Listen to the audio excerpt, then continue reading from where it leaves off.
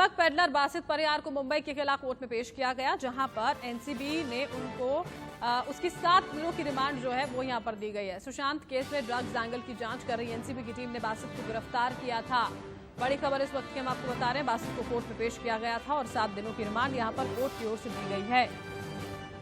यहां पर 7 दिनों तक एनसीबी की रिमांड पर रहेगा बासित और उससे पूछताछ यहां पर की जाएगी। आपको बता दें, जैद को भी यहां पर रिमांड पर लिया गया है, कोर्ट में उसकी पेशी की गई थी। 9 सितंबर तक जैद भी यहां पर रिमांड पर रहने वाला है और बासित भी। ये तमाम वो नाम है, ये दोनों वो नाम है जो संपर्क में रहे हैं शौविक चक्रवर्ती के ड्रग्स कनेक्शन में।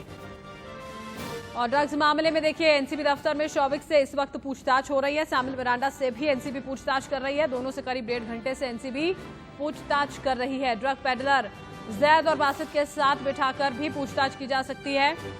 रिया के घर पर एनसीबी ने करीब 4 घंटों की रेड की। रेड में रिया का पुराना फोन, आईपैड और लैपटॉप जब्त किया गया है। तो सबसे पहले सैमुअल मिरांडा को हिरासत में यहां पर लिया गया था और एनसीबी के दफ्तर एनसीबी की टीम उन्हें लेकर पहुंची और उसके बाद शौविक चक्रवर्ती को भी यहां पर हिरासत में लेकर एनसीबी दफ्तर टीम पहुंची है। पूछताछ उनसे की जा रही है ड्रग्स के पूरे मामले को लेकर। किन किन से संपर्क यहां पर रहे, क्या कनेक्शन रहे, किन कोड वर्ड्स का इस्तेमाल होता था और कितने साल हो चुके हैं।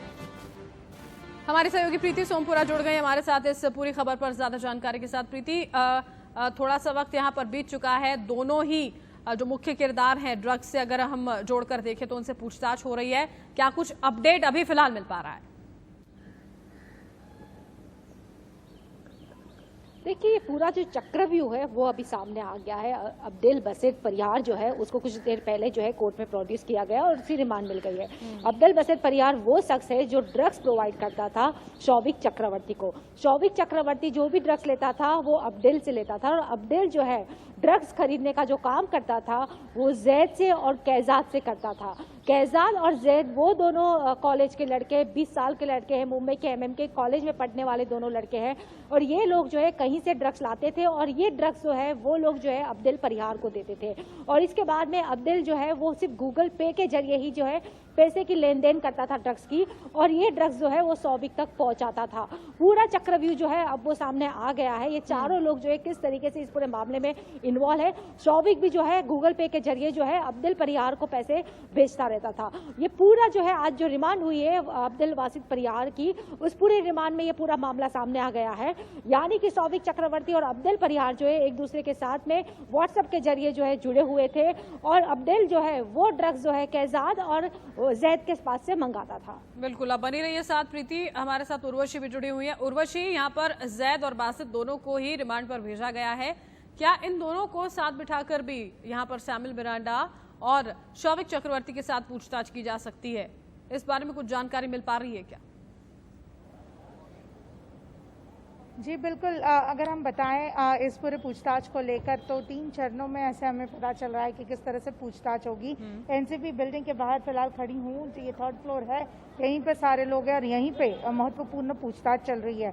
हम आपको बता दें, जो मैं 3 लेवल्स कह रही हूँ वो ये है, जहाँ पे फर्स्ट एक 1-on-1 मतलब इंडिविजुअल क्वेश्चनिंग और ग्रिलिंग होगी। उसके बाद सैमुअल मिरांडा, शौविक चक्रवर्ती, जैद वलात्रा और अब्दुल बसीत परियार, इन सबको जो है अलग अलग रूम में क्रॉस क्वेश्चनिंग की जाएगी ताकि ये पता लगाने के लिए कि दोनों सही बात कर रहे हैं या नहीं कर रहे हैं, किस तरह से बातचीत हो रही है। और वहीं 3rd की अगर हम बात करें 3rd लेवल की, तो वहाँ पे ग्रुप में सबको आमने सामने बिठाकर जो है पूछताछ की जाएगी, ऐसा बताया जा रहा है। ये जो अभी फिलहाल हमारी सहयोगी प्रीति सोमपुरा ने ये पूरा एक रिमांड कॉपी जो ब्रेक की है, ये बहुत ही इम्पोर्टेंट है। फर्स्ट टाइम ऑफिशियल लेवल पे एनसीबी में शौविक चक्रवर्ती का नाम आया है। कल के रिमांड कॉपी में भी शौविक चक्रवर्ती का नाम नहीं था, पर हाँ बॉलीवुड की बातचीत चल रही थी। आज जो है शौविक चक्रवर्ती का बकायदा किस तरह से इन्वॉल्वमेंट है वो ऑफिशियल पेपर में आया है।